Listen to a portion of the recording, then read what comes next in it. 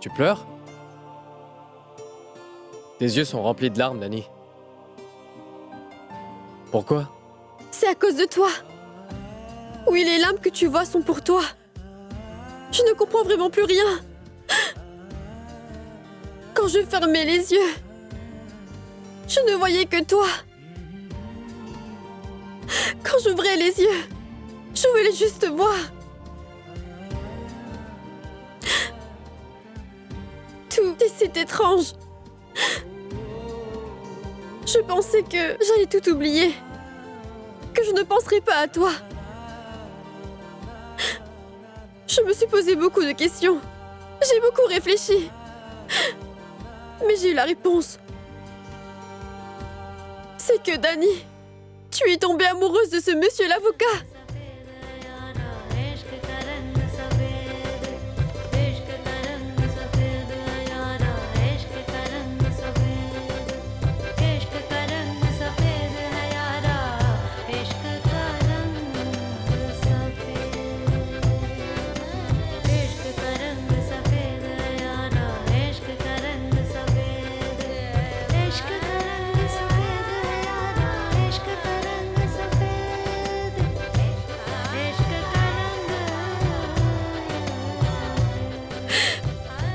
Oui, je suis amoureuse de toi. Je n'arrive pas à vivre sans toi, Viplav.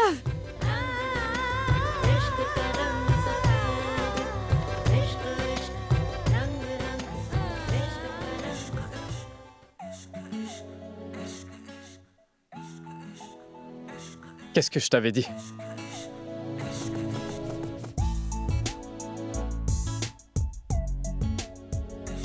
Tu tomberas amoureuse.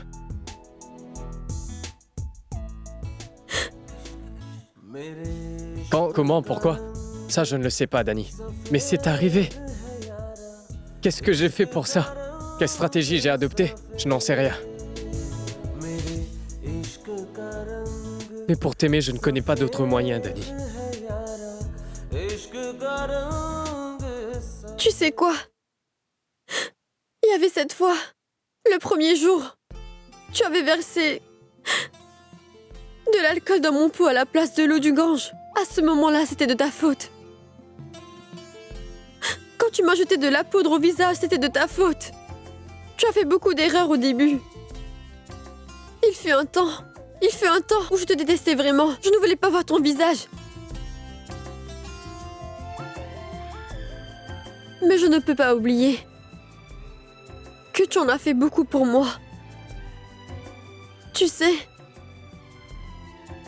je ne sais pas ce qu'est l'amour en vrai. Je sais juste que c'est un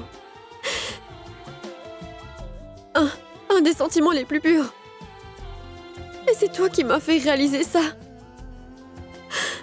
Avant de te connaître, je vivais juste la vie d'une veuve. Je n'avais ni de raison de vivre ni de mourir. Mais depuis que tu es entré dans ma vie, tu as tout changé pour moi, absolument tout. Je n'ai plus peur de quoi que ce soit. Aujourd'hui, je veux dire à tout le monde que oui, je suis amoureuse de toi, Viplav.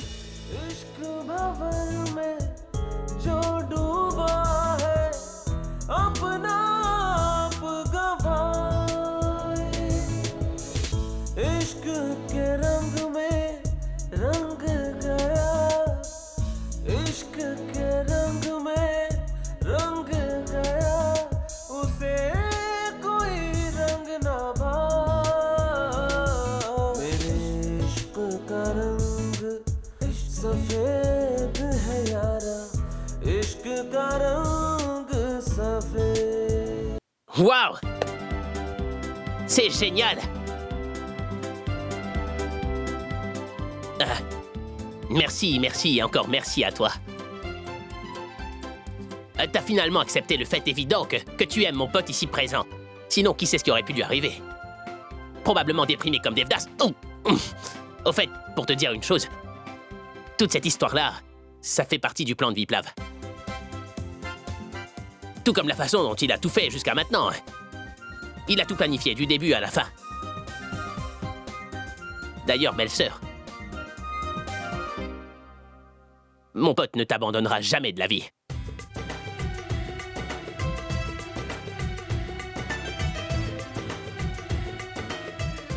Donc tout ceci était ton plan?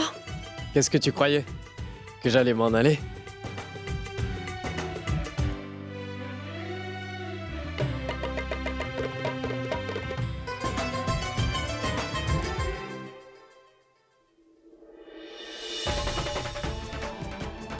Qu'est-ce que tu fais, Danny? Arrête! Danny! Mais...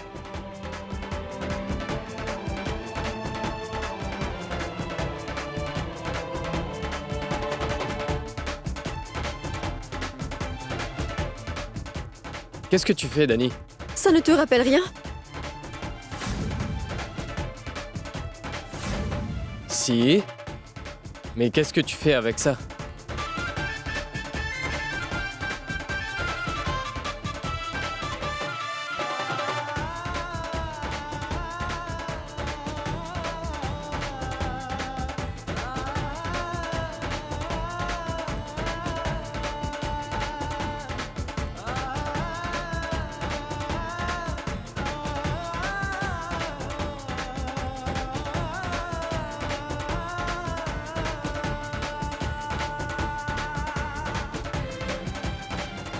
Non!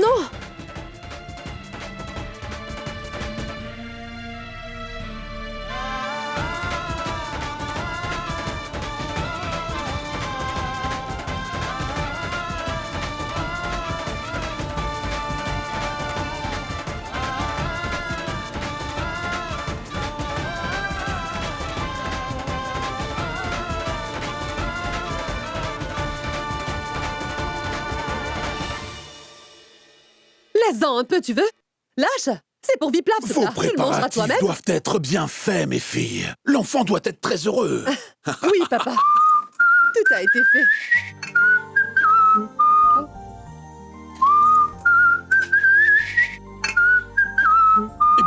Qu'est-ce qui se passe? Aujourd'hui, mon enfant est très heureux.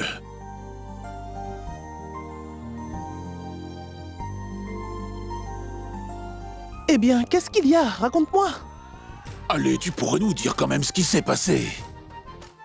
Aujourd'hui, mon Viplav est très heureux. Qu'est-ce qui s'est passé, mon fils? Qu'est-ce qu'il y a? Raconte-moi. Vas-y, raconte-nous. Je veux te serrer dans mes bras encore un peu.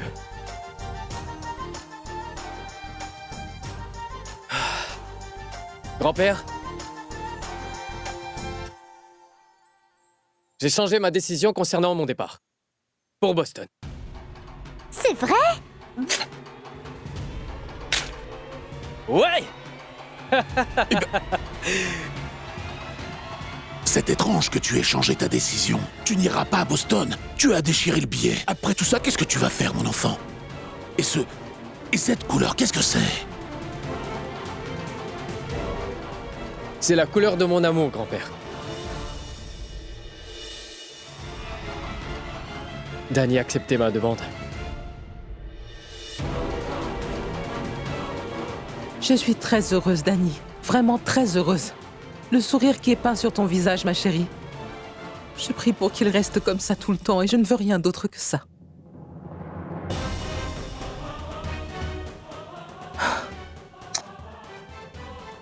C'est vrai? Aujourd'hui, je suis très heureux, grand-père. J'ai envie de danser et de chanter toute la journée. Je veux rester dans les airs et ne rien faire d'autre, ne rencontrer personne, ne parler à personne, ne rester que dans mon monde. Et ne pas en sortir. Ma chérie, aujourd'hui tu as pris la plus grande et importante décision de ta vie. Que Dieu remplisse votre vie de bonheur. Tu verras maintenant comment ta vie va s'améliorer désormais. Viplav? Mon fils, cette décision peut changer ta vie, mon enfant. Écoute, réfléchis encore une fois, hein. C'est très... Je sais très bien que ma vie va changer. Et elle changera pour le bien. Et toi, il faut que tu oublies la colère que tu as envers Danny. Parce que si tu pouvais voir Danny avec mes yeux, alors t'aurais sûrement aimé Danny. Vraiment. Cela n'arrivera jamais, Viplav. Impossible.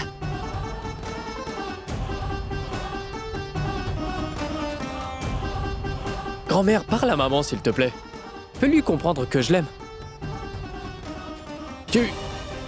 Mon fils, sache que moi, je suis très heureuse de ta décision. Mais moi, je ne le suis pas. Tant que je serai en vie, cette fille ne deviendra pas la belle-fille de cette maison Viplav, c'est tout. Que Dieu vous garde toujours heureux. Et oui, maintenant que tu vas t'occuper de monsieur l'avocat, tu ne nous oublieras pas, n'est-ce pas? Vous faites bien de lui demander, Sitama. Maintenant, elle va continuer à se disputer avec monsieur l'avocat jour et nuit. Elle nous oubliera toutes complètement. Moi, c'est tout autre chose qui me fait peur. Si la mère de Viplav désapprouve ce mariage et ne donne pas son accord, alors qu'allons-nous faire? Pourquoi es-tu si désagréable? Pour une fois, regarde Daddy du point de vue de ton fils. Tu l'aimeras toi aussi. Vos précieux conseils, vous pouvez vous les garder, Non, maman. mais Maman, je viens de vous demander de vous taire. Viplav, cette fille ne sera pas la belle-fille de cette maison, c'est tout. Grand-père, fais-lui comprendre. Qu'est-ce que papa va me faire comprendre? Il ne veut même pas que cette fille devienne la belle-fille de cette maison, lui aussi. Que va-t-il me dire à son tour, hein? Écoute, je suis amoureux de Dani. Et Dani est la femme que j'épouserai.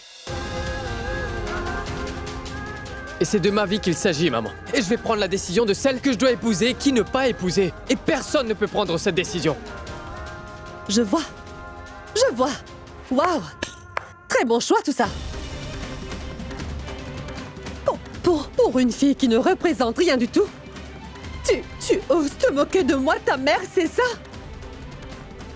Je suis celle qui t'a donné naissance, pourquoi? Pour que tu me cries dessus, c'est ça, Viplav? Arrête ton cinéma, maman. Arrête aussi de pleurer. Pourquoi tu ne comprends pas que c'est elle que je veux épouser? Je suis tombé amoureux d'elle. Et c'est cette fille que je vais épouser. C'est la décision que j'ai prise, maman. Très bien. Donc tu as pris la décision d'épouser la fille que je déteste le plus, c'est ça? Alors ouvre grand tes oreilles et écoute. Si tu ne changes pas d'avis concernant ce mariage, je vais me mettre du pétrole dessus et je vais me brûler vive. Où est le pétrole? Où est-il? C'est aujourd'hui que je vais me tuer. Où est-ce? Hein? Où est le pétrole? Pourquoi tu Où le est-il? cherches ici dans le salon, maman? Tu sais très bien que le pétrole, on le garde dans la cuisine. Ah, parce que tu tiens vraiment à ce que je meure, hein? Tu tiens à ce que je meure? Arrête ton cinéma, maman. Je sais parfaitement que tu ne feras rien de tel. Non, je vais vraiment me tuer. Non, tu ne vas rien faire. Oui, je le ferai, Viplav. Arrête un peu de faire ta folle, tu m'as compris? Ça suffit. Je n'arrive pas à comprendre quoi que ce soit. Viplav, écoute, tu dois certainement pouvoir comprendre une chose. Ces pourparlers de mariage ne sont pas des décisions prises en cours de route, tu m'entends? J'irai parler de ton mariage aux autres, ne t'inquiète pas. J'irai au foyer. Je parlerai à la tante Doulari. Après ça, nous prendrons la bonne décision. Quelle bonne décision allez-vous prendre, papa? Moi aussi, je viendrai au foyer avec toi. Mon fils, tu n'as pas confiance en moi? Bien sûr, grand-père, je te fais confiance. Alors mon fils, fais-moi confiance. Peu importe la décision prise, elle sera en faveur de mon petit enfant.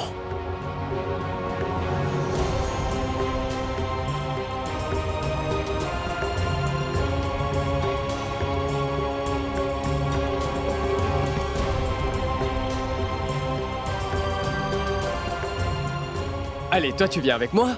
Ah mais... Toi, tu viens avec moi. Si monsieur l'avocat a lui-même décidé d'épouser Dani de son plein gré, alors pourquoi est-ce que sa mère voudrait s'y opposer? De toute façon, la décision finale revient au grand prêtre, n'est-ce pas? C'est un homme si bon, ce prêtre. C'est vrai, ma sœur. Mais je ne comprends rien à ce que je dois faire. Pour en parler, faut-il qu'on aille là-bas les rencontrer? Ou attendre que quelqu'un vienne ici nous voir? Grand prêtre en chef?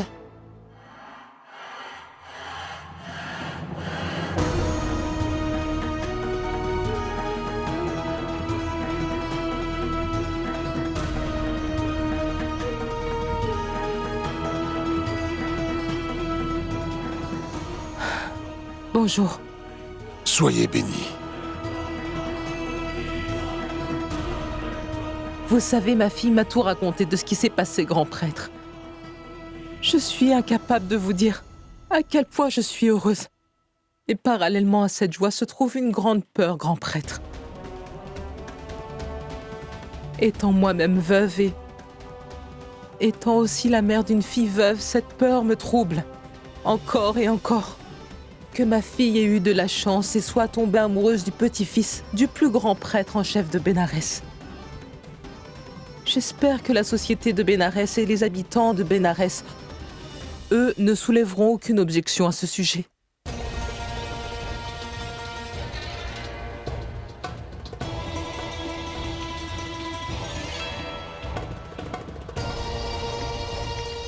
Lorsque mon petit enfant Viplav a pris la décision de faire de Dany sa partenaire de vie, eh bien, je n'ai eu aucune objection à ça.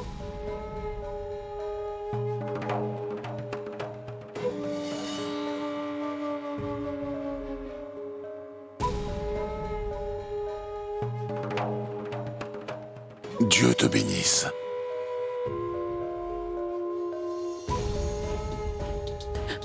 Merci, grand prêtre. En disant cela, vous avez aidé à effacer l'inquiétude d'une mère. Je vous en suis reconnaissante. Maintenant, ce que je vous demanderais, ce serait que, eh bien, que demain matin, vous apportiez le présage et veniez chez nous.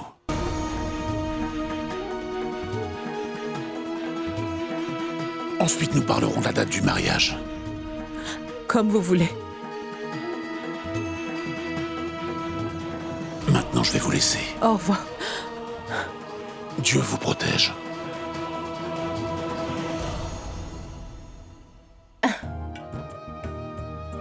Oh, je suis très heureuse, Dany. J'espère que tu es heureuse.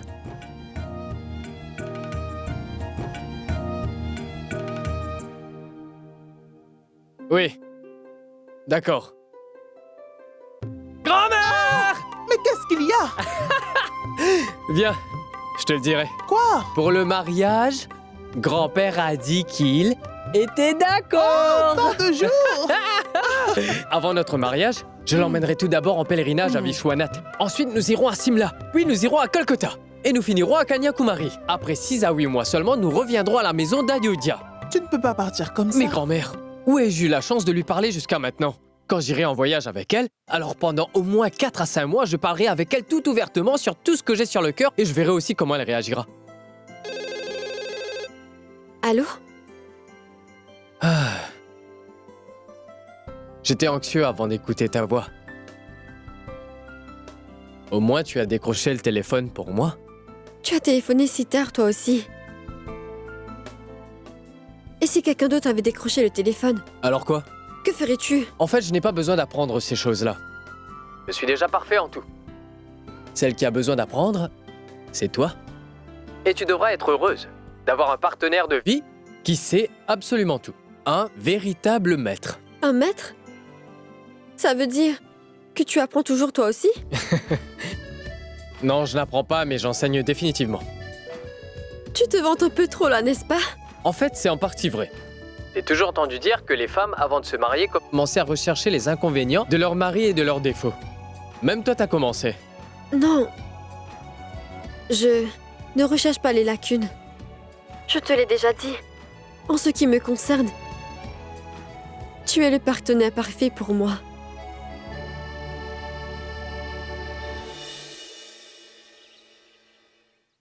Papa? Papa, dites-moi, qu'est-ce qui se passe? Et que vous est-il arrivé tout d'un coup? Papa, comment avez-vous pu dire oui pour ce mariage?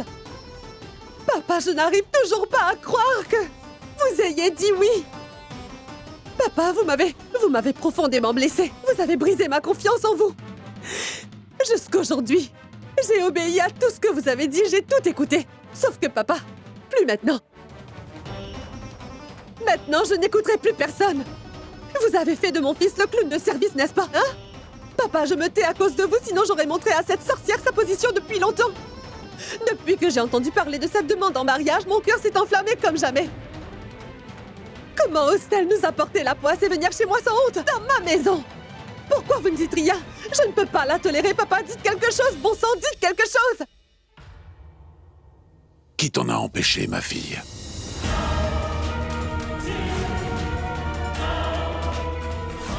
Quoi?